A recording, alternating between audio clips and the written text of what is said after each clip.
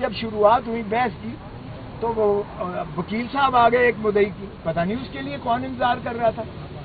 مدعی کے وکیل صاحب وہ ہیں جو میرے شاگرد کے شاگرد ہیں، جو وزیر قانون کے، اور ماشاءاللہ وہ شروع دن سے، پہلے دن سے وہ وکیل ہیں مدعی کے، پہلے دن سے الیکشن کے وہ سارے ٹرائل میں موجود ہیں، اور کہتے ہیں جی مجھے تیاری کے لیے وقت چاہیے۔ جج صاحب نے کہا بھائی تم تو خود بیچ میں رہے ہو، 2 ہفتے چاہیے مجھے۔ میں نے کہا سبحان اللہ، جب ہم نے مخالفت کی تو کہتا 10 دن دے۔ تو پھر میں نے کہا جناب جج صاحب بہت اولیاء، اس دن جب میں نے پہلے دن آپ کو بحث کی تھی، آپ نے اپیل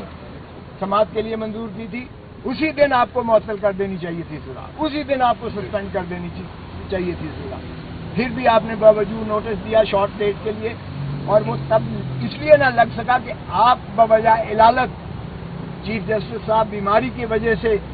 عدالت نہیں کر پا رہے تھے، جس وجہ سے تساہل ہو کر آج لگی تھی۔ میں نے کہا جی یہ تو نہیں ہو سکتا، اس لیے کہ یہ آپ میری زندگی کا حق مجھ سے چھینا لے ہیں،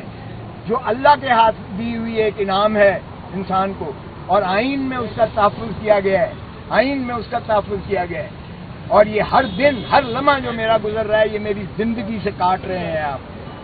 جس کا کسی دنیا میں کسی شخص کو کسی عدالت کو اختیار نہیں ہے، کیونکہ یہ بنیادی حقوق سے متصادم ہے۔ اور میں نے کہا جی یہ دیکھیں کہ فساد کی سب سے بڑی جڑ، اس سارے گناہ کی جو ایک شاخسانہ ہے وہ تو ہے الیکشن کمیشن آف پاکستان، جس نے یہ فیصلہ دیا کہ عمران خان جو ہے وہ 62-63(1) میں یہ ڈسکوالیفائی ہو گئے ہیں، یہ نااہل ہو گئے ہیں، اور آگے لکھ دیا کہ ان کے خلاف جو ہے فوجداری مقدمہ بھی قائم کیا جائے۔ اچھا اب اندازہ کریں کہ وہ آرڈر لاہور ہائی کورٹ میں چیلنج ہوا اور اس میں ایڈمٹ ہو گیا ہے، اور اس میں کہا گیا کہ کوئی اس کے خلاف کارروائی نہیں کی جائے گی، کوئی کارروائی نہیں کی جائے گی اس کے پاداش پہ۔ اور دیکھیں کتنے کھلے ننگے طور پر اس کا پروسیکیوشن بھی ہوئی اور سزا بھی ہوگی۔ اور پھر میں نے کہا جی آپ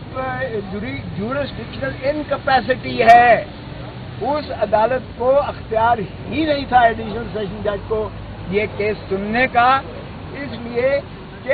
سیکشن 193 CRPC کہتا ہے کہ کوئی سیشن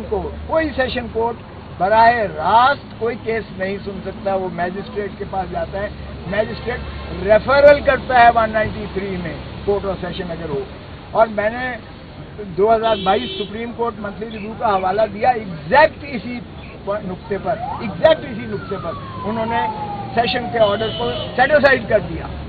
ایگزیکٹ اسی پر۔ تو پھر میں نے کہا جی یہ تو سارا ٹرائل ہی جو ہے غیر آئینی ہے، اور یہ اس کی سزا جو ہے وہ کالعدم ہے، اور